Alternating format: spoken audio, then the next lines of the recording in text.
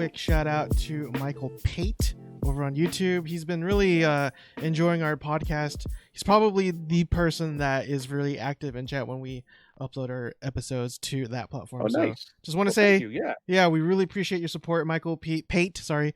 Thank you so much for your patience. I know we've been gone for a few weeks, but yeah, man, thank you so much for all you do. Thank you for your support, and looking forward to hearing from you again. So, Daily Quest today, where all your quests begin, and who better to start your adventure than your Trinity Game Masters? So, first off is Kennethan. Well, that's me. Okay, guess what? Amazon has jumped into the cloud gaming with Luna. Who would have thought that? Couldn't see that one coming. Amazon Game Studios with New World, that's what they're doing, and Twitch Prime became Prime Gaming. I was not shocked to find them doing this. We'll see how it plays out, but Amazon has made their commitment, so let's go for it. Microsoft spent $7.5 billion. Remember that, $7.5 billion. Disney paid $4.5 billion for Star Wars, so this is more. Okay, $7.5 billion for ZeniMax Media. Now, if you never heard of ZeniMax Media, then you have never played Elder Scrolls Online, because there's ZeniMax Media Online, but they own Bethesda and id Software and Arcane Studios and some other stuff too, which means you got Elder Scrolls Online, Fallout 76.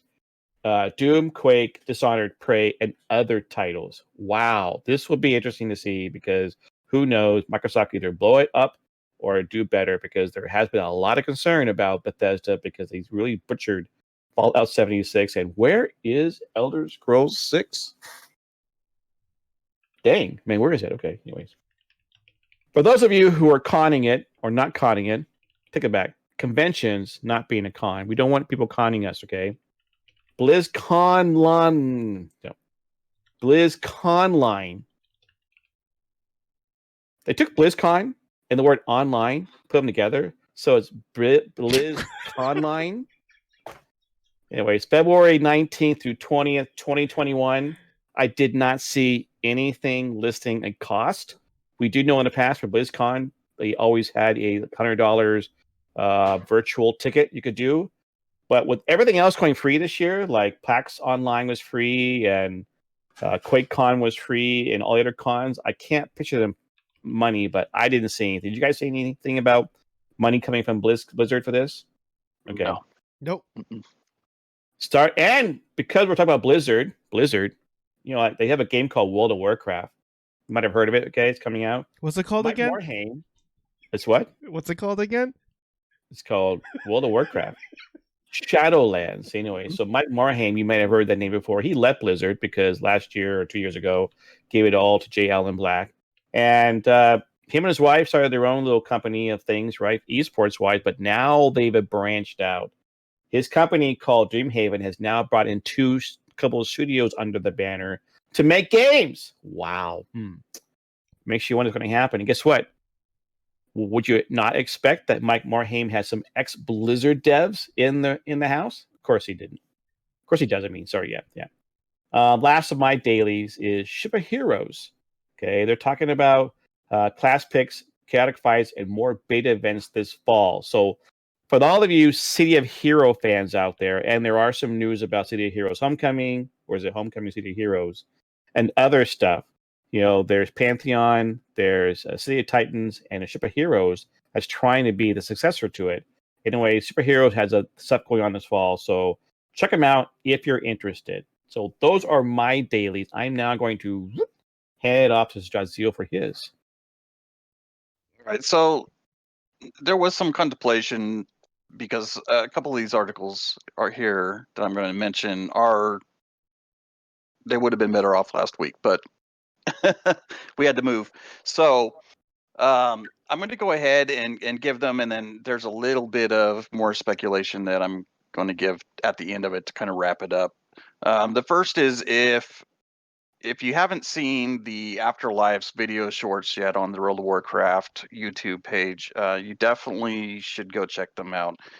There have been people who are intentionally not watching them because they think that they're some kind of spoilers. That's not at all what I don't really know where that idea is coming from.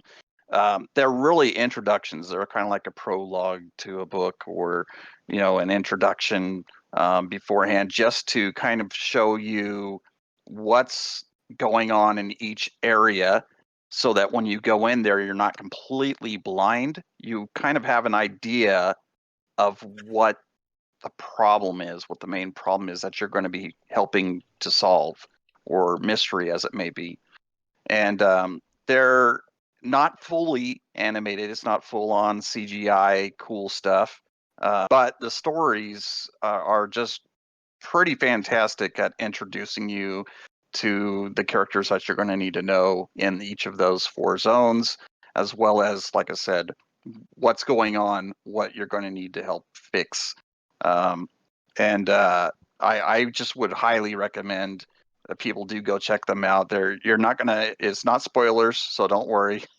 It's just an introduction, and I think it is kind of important to go ahead and do that. I know in the past when we've talked about, they usually release a book that kind of spans in between the current content and what's coming up. And I've always kind of been like, well, it's nice if you're really into lore, you probably should. If you're not, then it's not really necessary. And I kind of think the same thing with these, that they're not necessary. It's not going to ruin the game if you don't watch them, but I think you probably should. If you are in the lore, you definitely should. So we had that, and then we had, of course, many of you probably voted, as I did, on the website to see what the first free mount in Shadowlands would be. I actually voted on the Caterpillar. I thought that was really unique and would be pretty cool. But I got to admit, my first thought was that Wandering Ancient would be really neat, just based on my love for J.R.R. Tolkien and the Lord of the Rings with the treants, and having the image of those 2 sitting on top of the Ents, going down the hill, just really intrigued me. But then I started thinking, man, that's going to be a giant mount. That's going to be kind of weird. But that's the one that won, so I'm not completely disappointed. I kind of would have liked the Caterpillar. I tried to talk other people into changing their vote to the Caterpillar. It didn't work. But so that's going to be our first free mount when it goes retail, and we'll see what they do. There are some sketches on the the tongue twister there. Apparently, Kenneth and I are both having trouble saying it. On the World of Warcraft website, there are some artist sketches of what it may look like. And they all look pretty cool. So we'll see what we get. They have, as if I had a watch on here, pretty short time to draw something up, but I'm sure they can do it. See, next would be, the Shadowlands maps are going to be updated. You used to need an add-on for this, and now they've integrated it into the game. It should have been done a long time ago, honestly. But now they're finally marking where the entrances to the dungeons are, and not just specific to Shadowlands dungeons, but all old world content as well. So now when your friends aren't doing LFG, LFR content, and they say, hey, you need to meet us over here, you don't need to get lost or have someone come and grab you on their flying mount if they have one and bring you to it. You're actually going to be able to open up your map and see the little marker on there and get there yourself. And that's going to cut a lot of time out of getting lost and whatnot, which I still do with the modern ones occasionally, especially if I'm real tired. So now to cap that all off, a lot of the speculation has been pretty unanimous, and I agreed. I've been saying it for probably 2 months now that I thought that next Tuesday, the 29th, was going to be the date that they would start the pre-patch. However, they have updated, both Wowhead and World of Warcraft sites have updated the information on Shadowlands and pre-patch, but there's no information at all, not even hints. I've been looking at blue posts on, I won't say an hourly basis, but I've been checking the sites at least 8 times a day, waiting for a blue post on one of those sites or something updated on the website itself or the launcher telling us when the pre-patch is going to be, because you would think if it's going to be next week, they would have, said, hey, next week it's pre-patch. So if you need to get stuff done before this happens, do it now. There's nothing. Too quiet. It's really quiet, and there are a lot of people complaining on the forums that there has been a distinct lack of communication. Nobody ever complains. We're talking about. Well, yeah, never, and never on the WoW forums. Yeah, it's always very peaceful and zen, and but of course I'm kidding. But I would say if it doesn't happen on the 29th, it has to happen on the 6th of October. If it doesn't happen then, I'm almost at a place right now where I'm again with the guys that I talk to, the other WoW streamers, and also watching the bigger WoW streamers that don't talk to me because I'm too small of a fry. But we're all kind of in the same boat that we're getting a little worried that maybe their in-house testing, they're coming across things that are needing, like, big things that still need to be fixed, and they're just not ready, and they're wanting to not postpone it. But I'm going to say the same thing to you devs. I love you guys and gals. I'm going to say the same thing that we've been saying to Amazon Game Studios. So Blizzard, if it's not ready, postpone it. Get it right. Yeah. We are okay with it. I pre-ordered it. These two guys got it. We're ready for it. We're excited for it. We would like to see it released on time. But if it's not ready, communicate that to us. Let us know. Get on your forums and just say, hey guys, we're really sorry. This bums us out too, but it's just, if we release it the date that it's supposed to be, it's going to be a mess, and you guys are going to hate us for it.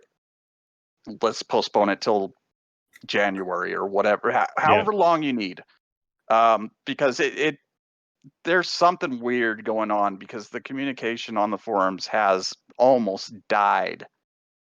So it makes me think these guys are probably working late into the evening, coming in early, and working weekends right now, trying to cram this stuff together. And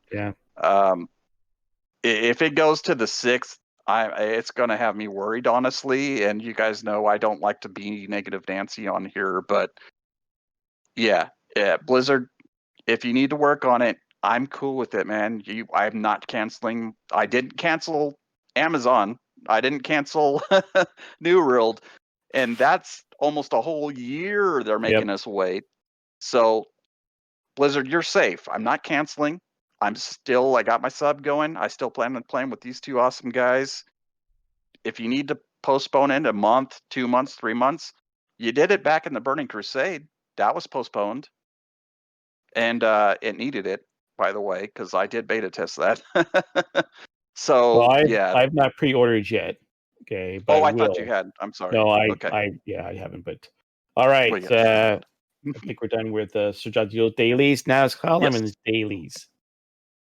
What do you got for us? What quest are you setting us out onto, Questmaster? Let's see. I know this isn't an MMO, but I think it's worth talking about anyways, because it kind of borderlines on that MMO definition that we don't really think about. But see, now I can't talk. But Baldur's Gate 3 early access has been delayed to October 6th. Yes. Oh yeah. And I'm only mentioning that because, again, it's such a huge franchise, especially amongst RPG enthusiasts out there. But yeah, it's just been delayed a week. Lost Ark Oh, that's confirmed. right. A Sorry. week. Yeah. Yeah, so it's only 2 weeks from now. It's not a huge deal in my opinion. Lost Ark confirms the Reaper class for the South Korean server, but again, it's just a matter of time. And I said this like 1,000 times already, so I do apologize for sounding like a broken record player. But it's just a matter of time before we get this game. Like there hasn't been any official release, but the writing is on the wall. You could read between the lines, and yeah, I'm predicting maybe early next year. If we get it this year, I think that'd be pretty awesome. But I'm not holding my breath, but we will get it. I am sure on that. Second thing I want to talk about, something that Ken actually mentioned a little bit earlier about. No, actually, I guess he didn't, but indirectly he did. There's a lot of rogue servers out there, City of Heroes included. And there's another one. There's another game that actually came out during that same time called Heligate London. Now, oh yeah, I know you could purchase it for the Steam client, but that's just the single player adaptation of the game. It's not the online adaptation. But they are, or somebody's working on a rogue server for that, and the beta is coming out for Halloween. It may not seem that big of a deal, but it is a kind of a big deal for me because I actually did remember playing it. I probably only played it for like a month or two, but for whatever reason, like I do have a lot of good memories in that game. I just like the premise. I like the idea of having Templars, modern day Templars, but fighting against demons and taking refuge in the subway system and using the stations as refuge, you know, as you kind of go out there and do your thing. And the classes were really fun too. I played the engineer, where you had like these little pet bots and stuff like that. Those type of classes are my favorite when it comes to MMORPGs. I just really wish like Black Desert Online had something like that, but I'm not holding my breath for that either. Let's see. Other big news. I know this was last week, and again, this isn't MMO, but it's such a huge deal because Final Fantasy is such a huge franchise, but Final Fantasy 16 is being developed right now, but it's not an MMO, it's not an online game. It may have online features similar to what we saw in Final Fantasy 15, but it is going to be typically a story-driven narrative, and it looks very similar, in my opinion, to Game of Thrones, because you don't see any steampunk elements in that game that you typically see in the previous entries, and it's a lot bloodier too. Like, there was a scene where a kid, Joshua, is covered in blood after some guy gets decapitated, and that's sort of a thing you don't really see in the Final Fantasy franchise. Anyways, I do digress because that's not an MMO, but thought I'd cover it anyways. Influence is because Yoshi P, who does Elder Scrolls, Final Fantasy 14, worked on or influenced. That is true. 16. I guess, that is true. So you might definitely. That's one thing that Square Enix does a very good job of is integrating and it's called, because Nier Automata, they do these like what's it called? They crossover events. Together, so crossover events. Yeah. So I can see possibly they'll bring in 16 stuff into the 14 world. Maybe, I don't know. It's a thought. It's a thought. Like what was his name? Yoshida, I believe his name was. The producer. Anyways, he was the guy that worked on 14 as well. So the director of 14 is now no. I'm sorry. Yeah, the director of 14, Realm Reborn, is the producer for 16, and the director for 16, I'm blanking out on his name, but he did other titles such as the Last Remnant, which is it's a fairly older RPG that came out, I believe, when the Xbox 360 was a new thing. So, anyways, and the last thing I would probably add to that, again, not really an MMO, but still an online game nonetheless. Genshin Impact is going to be released this week for the iOS, the Android, and the PC as well. It's a JRPG that is coming out, I think it's this Wednesday or Thursday. I can't remember. Don't quote me on that, but it is coming out this week. It's kind of anticipated, highly anticipated, just because, again, we don't really have a lot of JRPGs on the PC market, at least good ones, in my opinion, at least not until Blue Protocol comes out, but we haven't received a whole lot of information regarding Blue Protocol. So yeah, so for all the JRPG fans out there, definitely check that out. And yeah, that's about it, unless you want to talk about Destiny 2. I mean, the Beyond Light trailer just came out too and shows a lot of scenery from Europa, but again, I don't play Destiny, so that's all I'll say about that. Well, it's good to put it out because it is a title people play. Unfortunately, it's been in a little bit of stasis, like it usually does between their patches. I was playing Destiny 2 a month ago. It was all quiet in the GMA guild because everyone was doing something else because they're waiting for other stuff, even though Super Shadow keeps playing it now and then. So, all right. Oops, wrong button again. Shoot. I did the wrong button. Hey, practice. Oh my goodness. This is the button I wanted.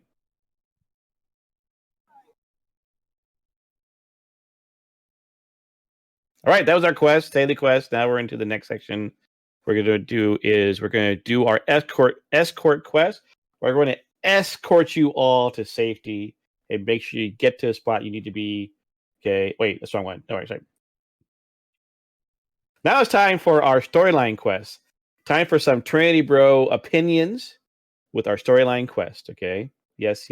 Quest. You shocked me. I know. So, well, keeping you guys awake, Shadow and Yoshi. Otherwise you'd be sleeping right now, right? All right.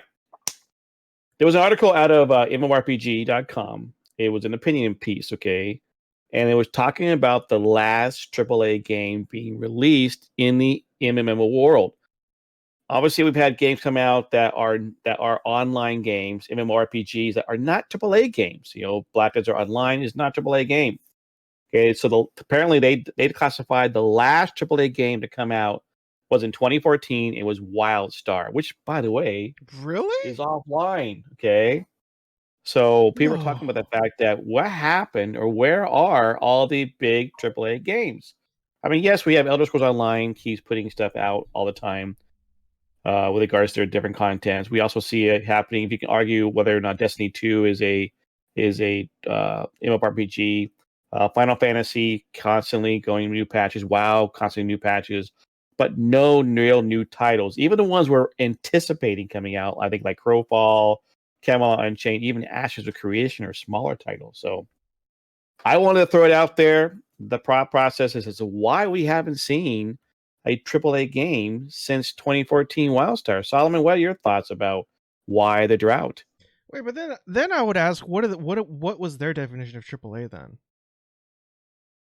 That's a good question. What is the definition of AAA? Because like if their argument is AAA has to be like an established company, say whoever made Wildstar, like I would beg to differ. Just because we have so many AAA companies in South Korea.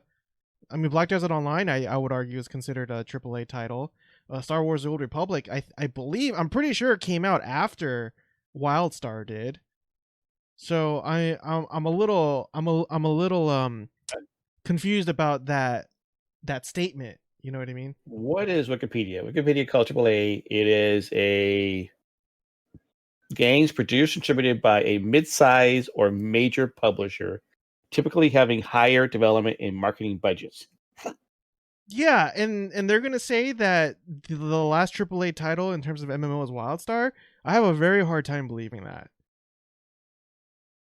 Like Kakao Games may not be that known here in the West, but they're getting traction. But one in South Korea, they're like the biggest. They're like the biggest name right now, right? So then, again, it's just like I'm not trying to dog on them. I'm not making fun of them. I'm just That's fine. No. I'm just trying to get where their definition of AAA is. So, but I mean, with that, fair statement. So with that being said, I mean, let's just assume that their statement is true, and the last AAA MMO title was Wildstar. I would say that it's a bigger trend amongst indie developers because as I've been making my news videos, especially this past year, I've been seeing a lot of 1 to 2 man studios, I put that in quotes, group of people making their own games out there. Hey, thank you for the subscription, Rezos. I do appreciate it. Sorry. I'll get back to you in a minute. Hang on. Let me finish my thought here. What was I saying? Oh yeah. So again, you're seeing a lot of development, and this isn't just for MMOs or online games. This is just for gaming in general. I mean, we saw the huge success with Stardew Valley, and that game is only made by one person. Before him, there was a side-scrolling adventure game called Mungie or Dust. That was a huge success. And now you're seeing a lot more MMOs being developed by, again, a person of 1 or 2 people, or even 3. We're getting that steampunk VR MMO that is based in San Francisco. I know you guys heard of that, but I can't remember the top of my head what the name is called. Matter of fact, I can't even recall any of the names of these smaller studios that are making indie MMOs, unfortunately, because it's just I present it and then I unfortunately just forget about it. But it's more than just 1 or 2. I actually, I would even argue that it's actually more than just a dozen. Because if you actually look at some of the games being developed even within the Steam and Epic platforms, you're going to see a bunch of people in there trying to make their own game. Again, not just MMOs, but just their games that they want to play and various RPGs. And not to mention, we also have crowdfunding, but that's an entirely different beast, topic of its own, because we could talk about like the pros and cons being the likes of Star Citizen, and but we also had a lot of success as well.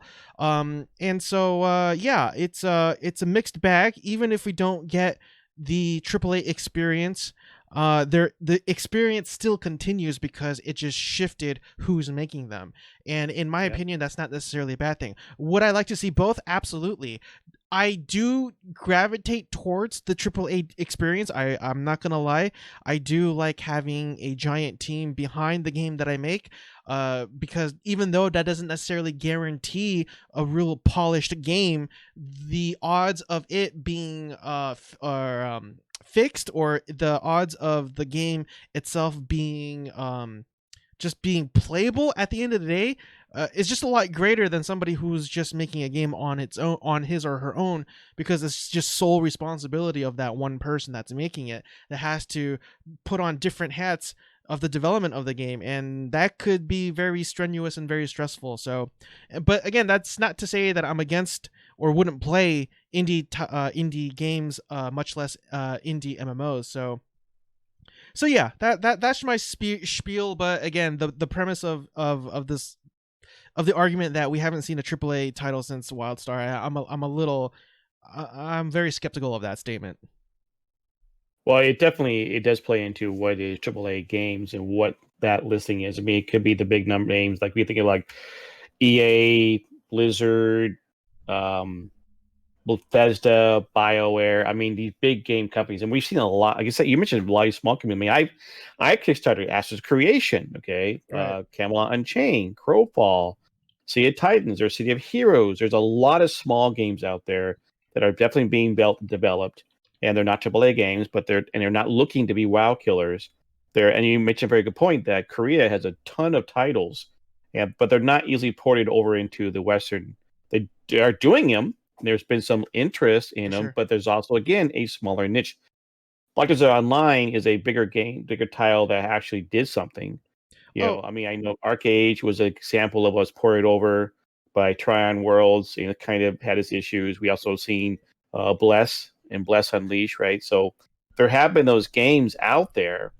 But I think it's like your point about that these smaller companies, smaller titles. I mean, I think that because they're not shooting for WoW. Right. If I may, just one more thing too. Now that you mentioned Korea, I forgot to add.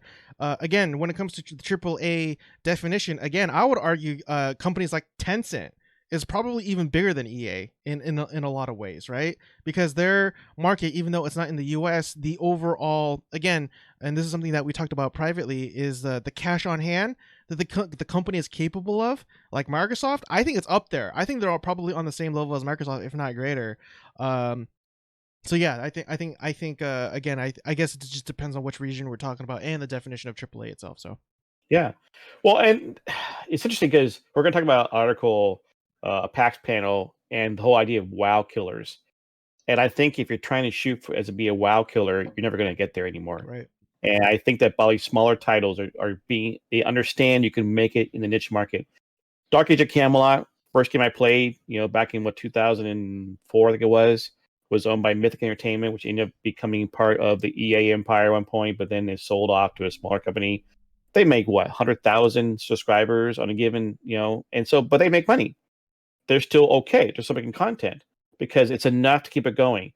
EVE Online is a good example of a smaller niche company that is making its money and still working its way.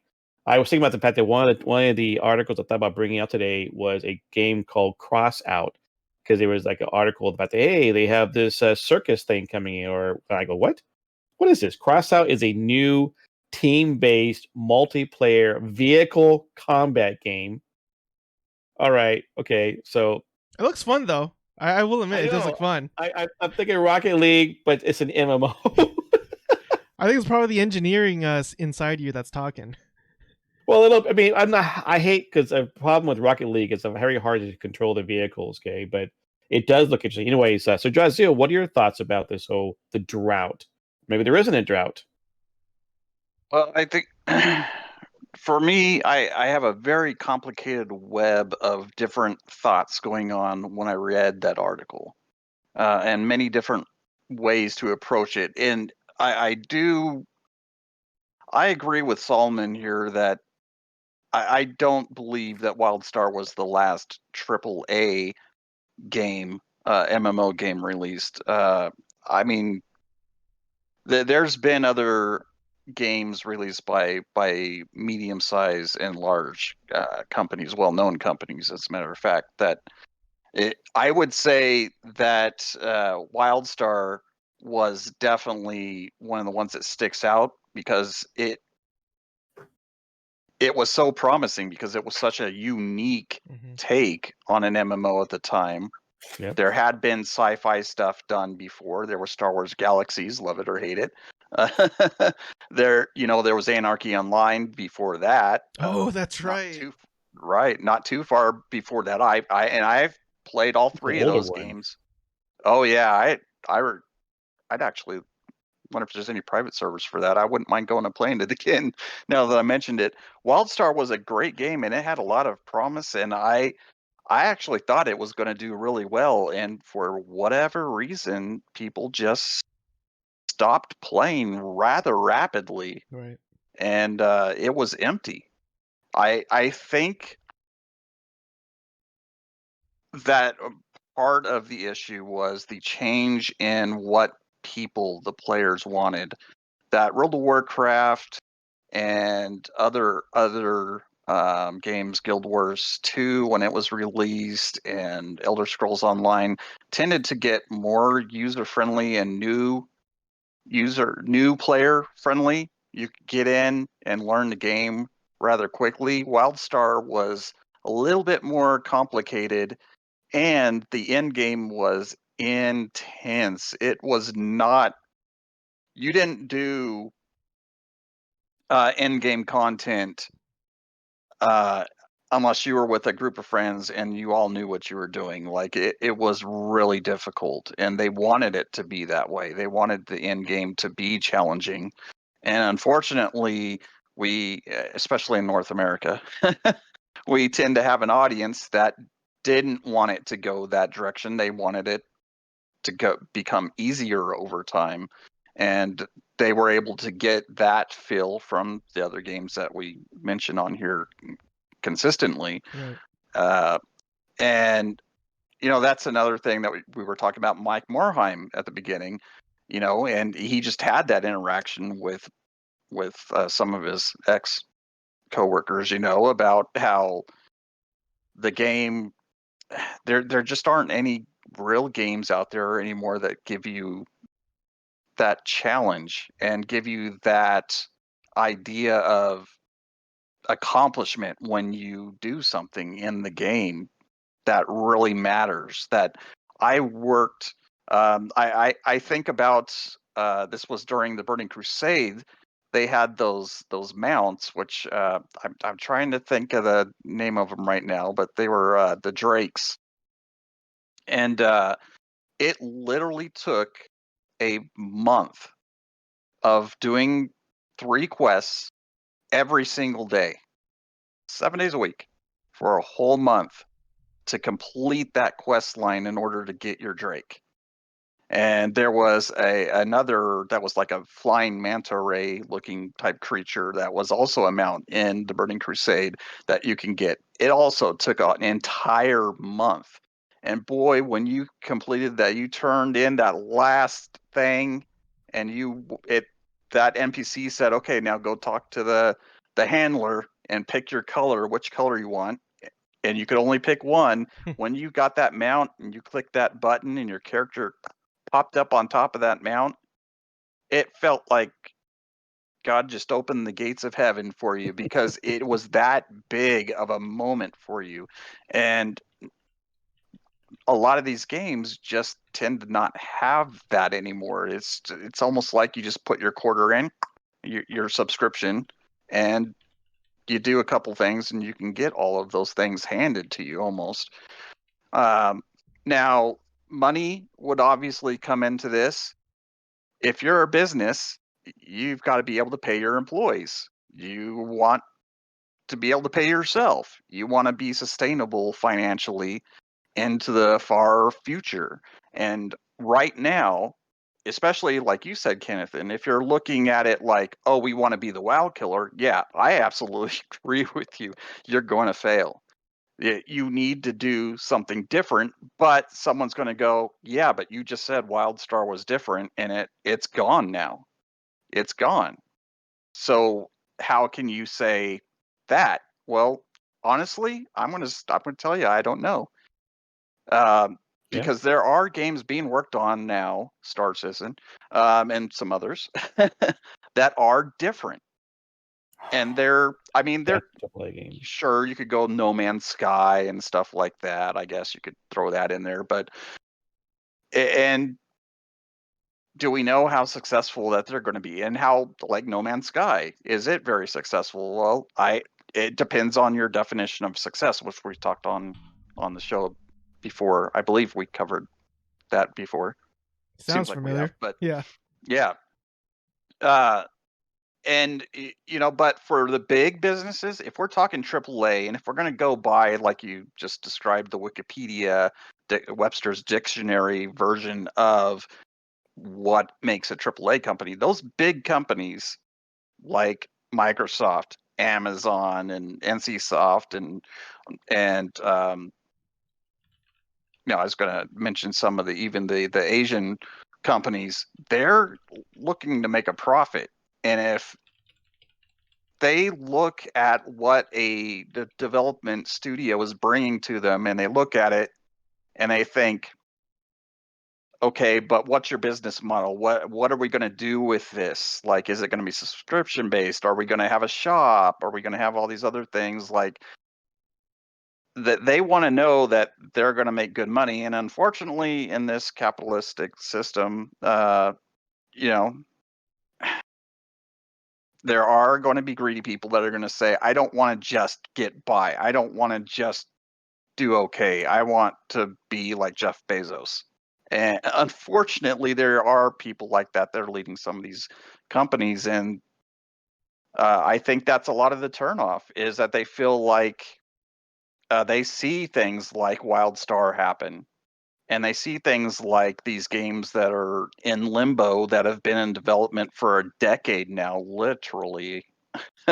And they're like, that's just money pouring out my pocket. And if I am not going to see not only a return, but I'm going to be able to afford like the top of the line Tesla and a mansion and, marry a supermodel, then, it's an unfortunate thing that we have to talk about it, but it's also reality too. I mean, Right. I'm going to read a bit on the article itself, the guy's opinion. Okay, I mean, it's obviously, instead of focusing on true MMORPGs, most major studios have shifted towards chasing the flavor of the month. A MOBA, hero shooters, battle royales, That's kind of true. mobile games, or lobby-based pseudo MMOs. The latter two have likely done the most damage to the MMORPG market, because many of these games have been highly successful, and they've taken up significant amount of development resources from prominent studios. Publishers like EA or Epic Games are raking in tons of cash for Apex Legends and Fortnite. There's no reason for them to develop a new MMORPG, which would cost significantly more to develop and target a smaller audience. Instead, they've already grabbed the attention of online gamers and have mostly been able to keep it through small updates while heavily monetizing their free-to-play games. So I think that's what we're going to see. I mean, it's right now we are. I don't think we're not out of the MMO era. There's a lot of companies out there making small ones. We've seen the Korean titles they're still big into it. A lot of Kickstarter games for games out there waiting for them to come out. Whether it's Star Citizen, Crowfall, Camelot Unchained, Ashes of Creation, even though the now defunct Chronicles of Illyria, New World, Sea of Titans, Ship of Heroes. I mean, there are a lot, and there are more coming out all the time. So they're just not big. That's all. So that's fine. Well, but I mean, I would be hard pressed to not call New World. I mean, it's Amazon, dude. It's like that might be considered a AAA game. Okay, coming out because it's a big studio, but They don't have a track record. You could argue that Amazon's behind them, but would you call them a big studio, or would you call them a small one, or medium maybe? I mean, they do probably medium. I mean, if you're talking about exclusively their studio that is working on that game, yeah, If by definition, that's all. Yeah, I think by definition it would be medium, and that's maybe stretching it because I mean, I think we're in a drought as far as there have been a lot of promise games and there's a lot being worked on, but nothing's really came out and been successful. I think maybe that's where you would come up with the word drought. That we are. You just mentioned a whole bunch of them. I would even throw Pantheon in there. Yeah, Pantheon too. Yeah, I mean, there's so many that are just they're being worked on, and we don't know. It may be another 5 years before we see some of them. You know, some of them may never come out, unfortunately. But I really need. It makes me want to look it up now because I think Solomon is correct that there have been big studio games that have came out, and I'm just being a knucklehead right now and not coming up with them. This leads into where we have completed our storyline quest. We gave you a good story. Now we're going to escort you into safety, XP, and an adventure of a lifetime, which is kind of similar to in vein to what is going on. Our discussion about a drought. So during PAX Online 2020, there was a panel that had the developers from Pantheon, Ashes of Creation, Amazon Game Studio, and Crowfall discussing the future. So Chris Perkins from Pantheon Online was there. J. Todd Coleman from Crowfall was there. John Smedley from Amazon, who is not working on New World, but he did give it a hint that he is working on a title that is somewhat taken off of Monet's picture of a castle, I guess. I'm not sure.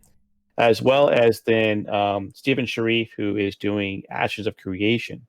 You know, all four of these studios, all four of these games are looking at the future. So they were talking about it, and that's why we're talking about the WoW killer stuff.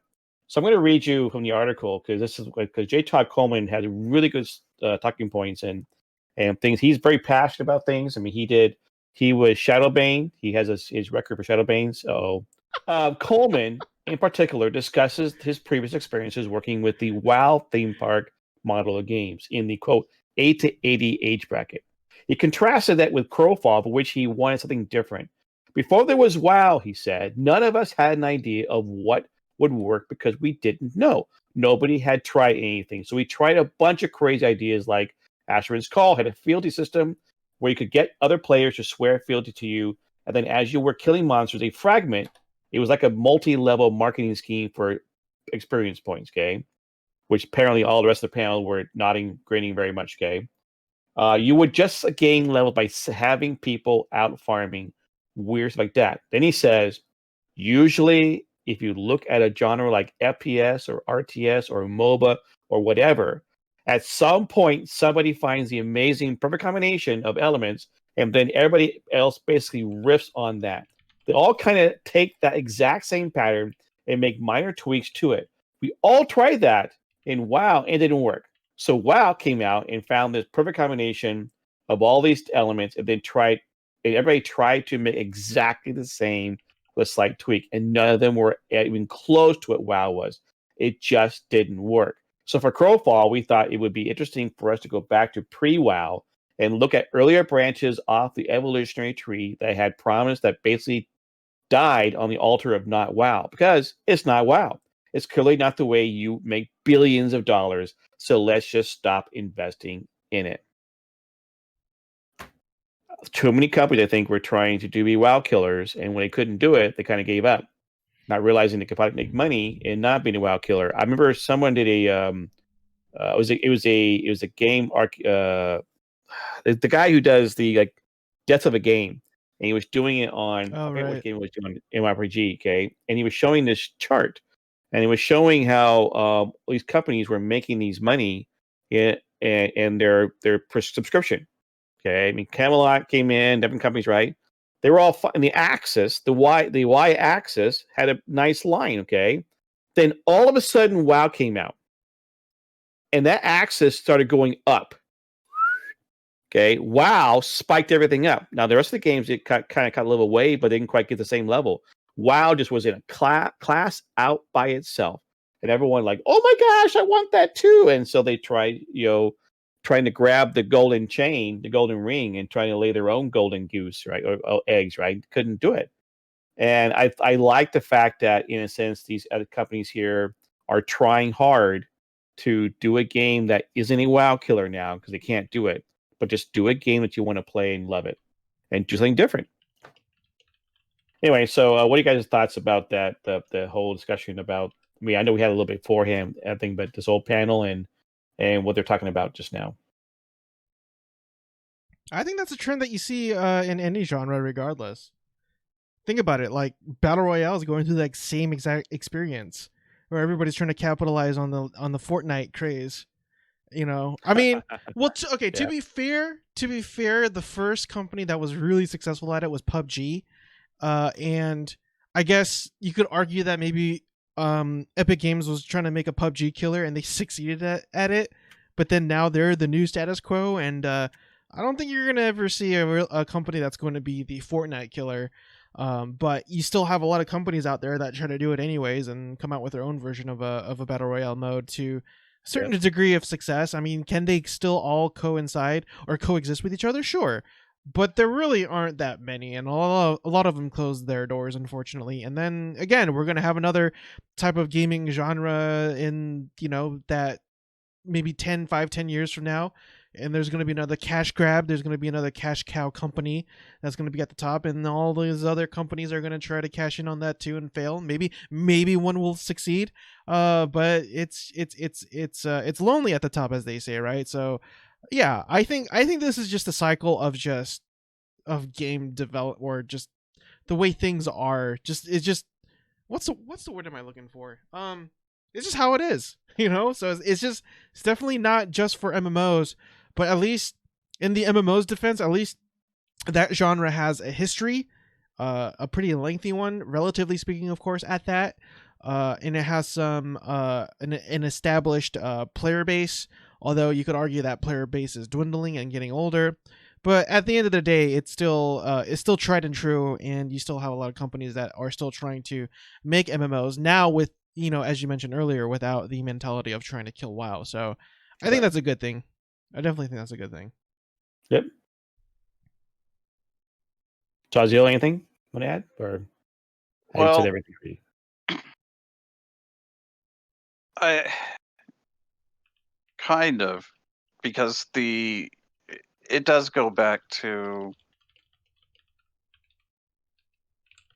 you're never going to get anywhere copying other games for sure. But another thing that I was thinking just now was something that happened recently with my son, and I'm going to say he's a pretty good case study for this, because that's the next gen, or the new generation of gamers, right? Or kids my son and daughter's ages. And so when he says things, I kind of take them and go, even if I fully disagree with it and have a different opinion on it as far as talking about gaming, I have to accept that probably is a good view of where we are right now in the gaming industry. What happened was he had found another game that he was playing that he was enjoying, another FPS game. It wasn't a battle royale, but he enjoyed it more. But his answer to, I noticed him and his friends were playing it a lot, and they were just hyping it up like I almost wanted to play it. And I'm horrible at FPS games now, so I stay away on purpose. But the next day I came in, they played it for about a week, and then I came in to just sit with them and hang out with them for a little bit. And I asked him why did he go back to Fortnite if they really enjoyed that other game so much.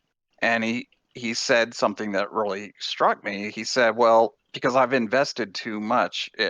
Even though I know it's not his money, that was my money that he was spending on the game. Right. But he was like, I've invested too much time and money into Fortnite to just leave it for another game. And then I started to kind of scoff at it, like, but that other game, you guys liked that other game. Like his friends, they were all talking about how cool it was and how much better that they enjoyed it than Fortnite. And then I started, like I said, to scoff at it. But then I thought about myself and what I've done. And I've probably said that same thing about World of Warcraft from time to time. Yeah. Well, yeah, I like this other game more, but man, I've put 16 years into this game. 16 years of paying $15 a month, $60 every 2 years for an expansion, thousands and thousands of hours, late nights, accidentally staying up till 3, 4 in the morning doing a raid. And and Yep.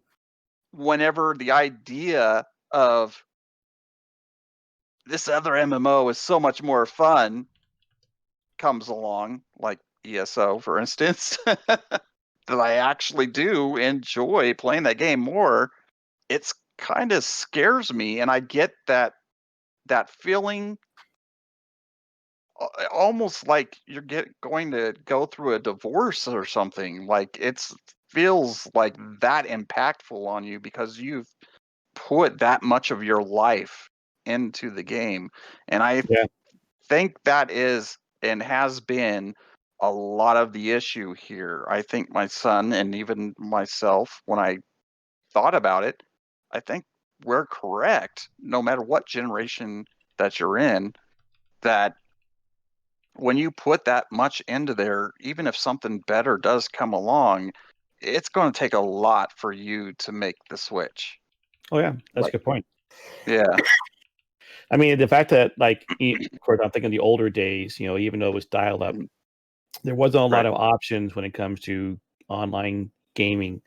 And there are games out there. I mean, obviously there was consoles and there was PC. There are like games to play. You could fill your time up playing tons of games. Don't get me wrong there. But the idea of investing money, especially nowadays with, like, say, PUBG. Well, PUBG costs $20, but Fortnite, Valorant, other games are free to play. And when you're free to play, like, okay, I can jump into it. If I want to play it, no big deal. But then if you are putting money into it, Fortnite now has a Marvel thing. I mean, you can actually get Wolverine stuff. And it's like, well, that'd be kind of cool. And you're like, I'm investing all this money into battle passes and whatnot. You're like, well, wait a minute, I want to get something out of it. Would you and I put money into WoW or into other games, right? We're like, why would I want to go to another game? I just bought $60 for the latest Civilization game. I'm not going to buy your version of Civilization or something else. I mean, I just put money into WoW. Why wouldn't I go to Rift? But and you always want to try something new because you get tired of other things. But then again, the money investment, that's a very good point. Maybe that's the reason we are seeing a lot more people playing other games, because they're free to play. And then you can jump into it and choose not to invest in it.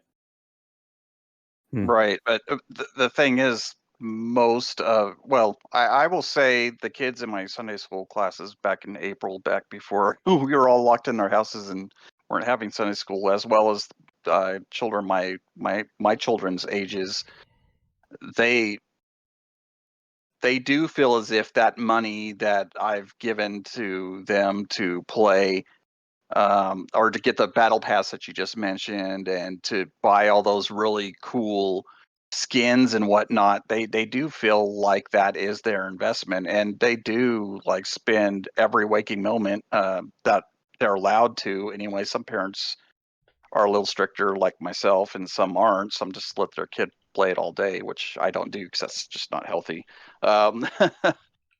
It's, and I think it gets even worse into adulthood when you're working that minimum wage job, or maybe 2 minimum wage jobs, and you're putting your own money into it. And it's those games, you can play them like that, for free, and not get the battle pass, not worry about all those silly skins and stuff. But the majority, I would say, do. And I mean, I again, just going in and out of the room, listening to they're constantly coming out with new stuff and new skins, new weapon models and everything that I hear them talking all the time. Like, I'm going to go wash my grandma's car so I can get, $10 or whatever to buy the Wolverine thing that you were just talking about. Yep, And yep. like my son, actually, it was kind of a shocker. He started actually asking to like vacuum the carpet and do things. I'm like, that's not like you. What do you need? What do you need? Oh, well, they've got this new skin. Just vacuum the floor. Here's the $10. All right, so Godfuzz needs to explain himself. He mentioned PUBG was What? like EverQuest and Fortnite like WoW. So I want to know more what he's talking about. But we also want to hear from all you guys in the chat, as well as if you're watching on YouTube, give us your opinions, your thoughts too, and all this stuff. Right? What do you guys think about when it comes to MMORPGs and such? Didn't H1Z1 come out before PUBG? C1 was PUBG was a knockoff of H1Z1. But even then, isn't H1Z1 a survival game? Made it way more money in content. Yeah, that's right. Good point. H1Z1, I think, was the one. It was the PUBG was like a mod, I think. PUBG was that something? Yeah, something like that. It built to its own game. So yeah, so Godfuzz, you're right. Fortnite took what PUBG did and make it way more money in content. Yoshi says if WoW had a little battle pass and was free to play, that would be interesting. It's true. EverQuest, in the same way, had good success. Then WoW came and went, hold my beer. Yes.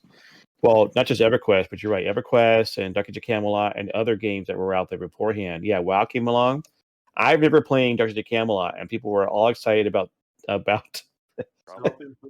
the dancing. I'm like, oh yeah. Okay, I was like, whatever. Hold my coffee. That's right. Anyways, we want to know your opinion. That's like, no, okay. That was we want to hear all you guys' thoughts about this stuff. That ends our escort quest. You've been there, successfully escorted correctly. You did not die along the way. You may have been shot at, but we protected you. Okay, so there you go. What's coming up on October 27th? 7th. Oh, my card's all wrong. 27th, okay, is World of Warcraft Shadowlands. And yes, we're having a launch party. It is Tuesday, October 27th. The actual That's time. in Europe. It'll be the 26th for the US. 26th in the US. There you go. Yeah. So I think my card is right. Okay. Yeah. And so therefore we're having a party. Okay. We're going to party first and we're going to play. So we're going to do that. So join us. We are going to be pre-launching before that. We'll let you know what server we're on, what's happening with that. I think we're all playing Horde. We're going to create new characters and start from scratch and get to 50 in the pre-patch. And then once it launches, Shadowlands will be good there. I do have a Fuzz going to be starting a brand new character. Like my retail Paladin. I liked a lot, so I wouldn't mind going back to it. But I'm okay with deleting it and starting over with these guys. And so I'm looking forward to doing that. We're going to do some pre-patching stuff. Like Sir Jazio says, it's either going to be coming up on the 29th or October 6th. But either way you look at it, we're going to be jumping in and do it. I like my Pally on Horde. I hadn't leveled up enough. I have not restarted my subscription yet, so that's coming up. I think I at least want to hit 50 in Elder Scrolls. So after this show tonight, I'll be doing some more Elder Scrolls. I need to get to 50. I should at least put that on hold when I hit 50. Execution sentence apparently is doing insane damage. Okay. So guys, join us. Okay, we're gonna have a launch party October 26th. Party and then play. So join us on this channel, and we'll be doing our stuff. And then, like the excitement you saw me going into a classic, will be exciting again. But we'll see how that plays out. All right, our quests are done. The dungeons are looted. Crafting dailies have been completed. So it's time to go AFK. Where can we find you, Solomon? Coffee and RPGs. That's my baby right there. Been working my butt off trying to get the subscriber count up there. I know this is something that you guys already know, but since we're back, I was able to reach the 4,000 hour watch time threshold to get partnered with YouTube, but my subscriber count is severely lacking. I still need 1,000 to become partnered, but as of right now, I think I only have like 389. And don't get me wrong, I am truly blessed to have all. I'm sorry. It's a combination. Yeah. You have to have both memberships as well as subs as well as hours. Okay? Exactly. Yeah. So to become partnered with YouTube, you need at least 4,000 watch time hours and 1,000 subscribers. And I was only able to fulfill one of them so far. So yeah, I mean, if you would like to support, definitely head on over to Coffee and RPGs over my YouTube channel and subscribe and hit the bell notification icon too, if you like. So if you like, oh my gosh, I can't talk. We put a link in the chats for everyone. Make it easier for them. Oh yeah. So I mean, I don't have one for your. It's there on my chat at least. But anyways, okay. So yeah, but don't only subscribe if you feel like you if I've earned it. I don't want anyone to feel like they're obligated to. Please don't feel obligated to subscribe. Only subscribe if you feel as though I truly earned your subscription. Yeah. Other than that, that's where you'll find me. All right. So Jaziel, where can we find you at? Right now, it's pretty much at the disgruntlement of Gene, who's been missing me. I kind of put the ESO on hiatus for right now. I have begun working on my music project, so there's just not enough hours in the day. And playing 2 MMOs to begin with was already kind of stretching me thin. So just roll to Warcraft right now. I'm just kind of over on Shoe Halo right now, playing my Horde characters and leveling up a couple of them, just kind of casually waiting for these other 2 guys to get into the game, and then we'll hopefully group up with some of you out there and get going on the Bleeding Hollow server. I believe that's a pretty solid bet that we're going to be on that realm. That's in the yeah, that's in the US, by the way, in case some of you get confused and not know if it's Oceanic or European. And then Twitter and Discord, pretty much in here on Coffee and RPGs.